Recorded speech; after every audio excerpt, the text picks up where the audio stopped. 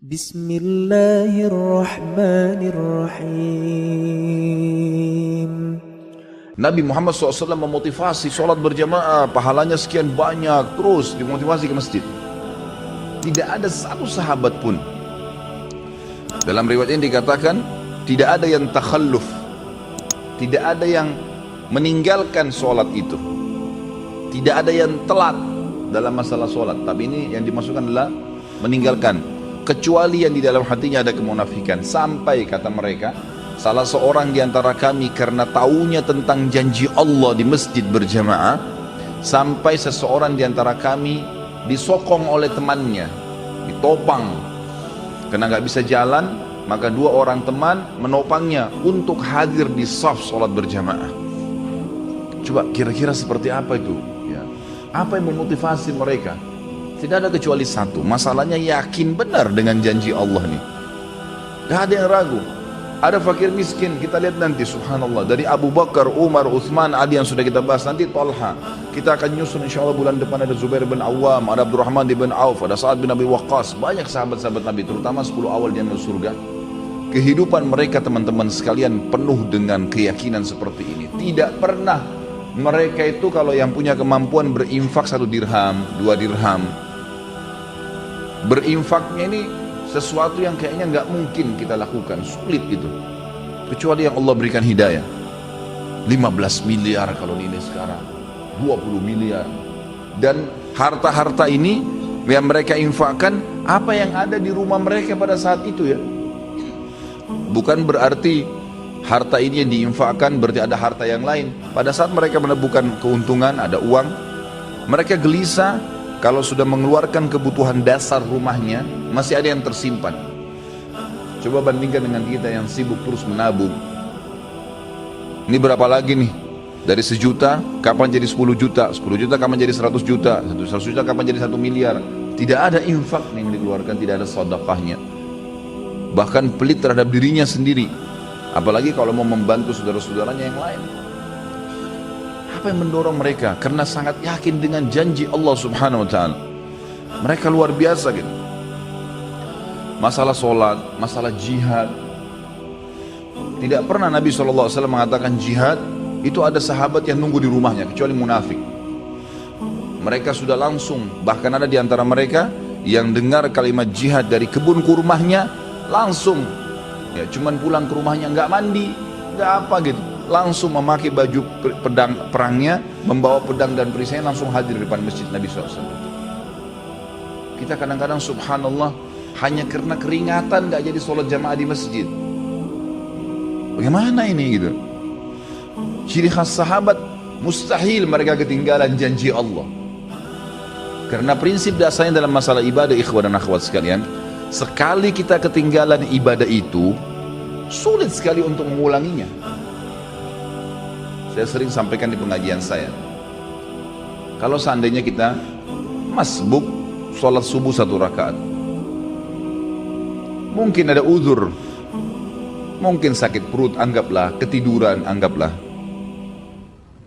tapi uzur ini hanya akan melepaskan kita dari hukuman Allah subhanahu wa ta'ala. Kalaupun di perbuatan itu ada hukuman, tapi ingat, kehilangan pahala nggak bisa diperbaikin. Beda antara orang yang ketiduran masbuk 1 rakaat dengan orang yang dasarnya memang bangun dan tiap hari dia paksakan dirinya untuk mendapatkan dari rakaat pertama.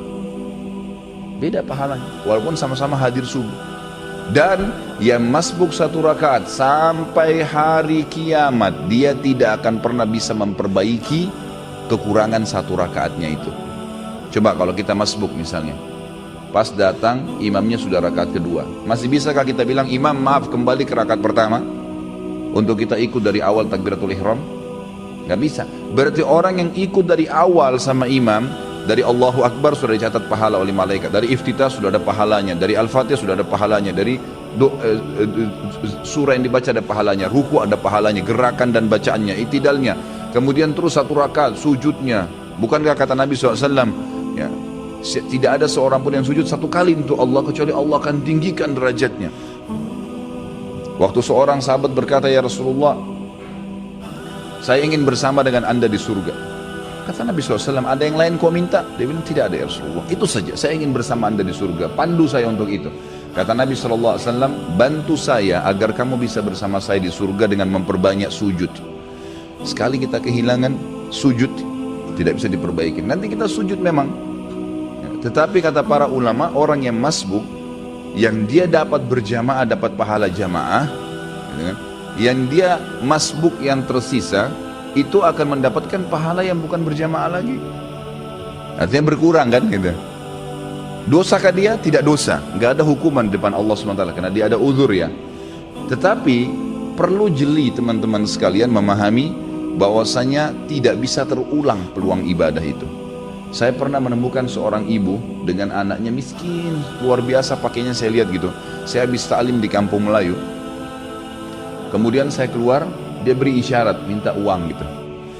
Saya memang sudah niat mau membantu. Saya bilang sebentar bu ya, karena saya lihat ibu itu duduk di bawah pohon gitu. Saya memang sudah niat mau memberikan apa yang saya dapatkan dari ceramah diberikan oleh majelis taklimnya. Kemudian saya sholat dulu bu, buru-buru karena saya takut iqamah, waktu itu sudah azan. Saya pun pergi ke sana, kemudian saya sholat berjamaah. Saya lupa nih kalau ada yang minta tadi, habis sholat duhur, saya selesaikan juga sholat nafilahnya di situ ba'diyah duhur, baru saya pulang, baru saya kembali. Mobil saya parkir kebetulan di dekat majelis taklim dan dekat pohon yang ada ibu minta-minta tadi. Subhanallah tuh saya kembali, tiba-tiba saya lihat pohon tersebut, saya teringat, wah tadi ibu yang minta nih. Mana dia? Saya cari nggak ada. Cari keliling nggak ada, sampai saya naik mobil saya 3 kali ikhwah. Sekarang putar balik di situ, nyari ibu itu mana? Sudah nggak ada, sudah pergi. Pada saat itu subhanallah Allah masukkan dalam hati saya penyesalan yang luar biasa. Khalid, berapa menit tadi itu, berapa detik kamu korek kantong kamu untuk kasih ke fakir miskin ini. Sekarang dia sudah pergi, kamu mau dapat pahala dari mana dari orang ini lagi? 3 kali saya putar nggak ketemu sama orang itu. Semenjak itu ikhwah-ikhwat sekalian saya tidak pernah tunda. Kapan ada kesempatan tidak boleh ditunda. Karena ini tidak bisa terulang lagi gitu kan. Nabi kita Muhammad SAW dalam hadis Bukhari selesai sholat asar tiba-tiba berdiri dengan sangat cepat, lalu melewatin para sahabat ke rumah beliau. Sahabat semua heran. Kata para sahabat yang meriwayatkan hadis ini, kami heran melihat cepatnya gerakan Nabi SAW. Gak lama kemudian sahabat masih berzikir, Nabi SAW kembali lagi dengan tenang, lalu duduk kembali menyambung zikirnya. Para sahabat bertanya, ya Rasulullah, mudah-mudahan ada kebaikan, kenapa tadi anda melakukan gerakan begitu cepat? Apa kata Nabi SAW? Perhatikan.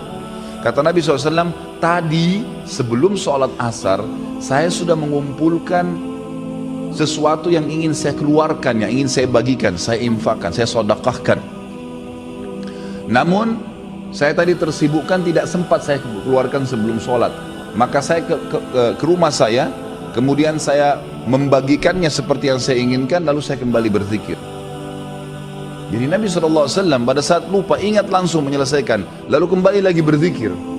Bayangkan ya, bagaimana cepatnya Nabi SAW mengerjakan sebuah amal soleh. Jangan ketinggalan ikhwah-ikhwat sekalian. Puasa Senin Kamis, kenapa antum gak puasa nih? Saya masih bingung kenapa ada orang gak puasa. Antum mati kalau puasa. Alasannya hanya karena panas, alasannya hanya karena kantor. Lalu kapan panas itu hilang? Gak bakal hilang. Tapi sekali Senin antum gak puasa, maka di buku amal antum nanti sampai hari kiamat kosong dari puasa Senin tuh, rugi sendiri. Ini butuh sebuah keyakinan, ada janji Allah di situ. Dan maghrib gak kemana-mana, akan datang maghrib itu, akan datang maghrib. Kita akan buka puasa, Allah bukan menzalimi hambanya. Syaitan akan terus membisikkan dari pertama kita mau sahur, atau bahkan mungkin tidak sahur, kamu tidak sahur nanti lemas. Itu semua godaan syaitan tepis. Manusia itu bisa hidup tanpa makan, tanpa minum minimal 3 hari. Tidak makan, tidak minum bisa hidup 3 hari. Gak usah antum khawatir gitu. Apalagi maghrib nanti sebentar, nanti sampai 5 detik, sedetik pun sebelum azan, syaitan masih godain supaya batalin puasanya. Dan dia akan kalah pada saat dengar azan antum minum. Makanya kata Nabi SAW, lis-shaimi farhatan, orang yang puasa punya 2 kemenangan dan kegembiraan. Farhatun inda fitri, gembira yang dia dapatkan pada saat buka puasa. Di sini makna hadisnya bisa berarti kegembiraan pada saat dia minum karena hausnya hilang, bisa kegembiraan karena dia berhasil mengalahkan syaitan, dia akan dapat pahalanya. wa farhatun inda liqa'i rabbi, dan kegembiraan pada saat dia bertemu dengan Tuhan. Lagi lampu merah, lagi ada waktu lowong. Seperti antum sibuk membaca SMS, WhatsApp, BBM. Coba lowongkan di antara waktu-waktu antum sehari berapa kali buka HP, baca Al-Quran. Baca Al-Quran. 5 ayat, 10 ayat.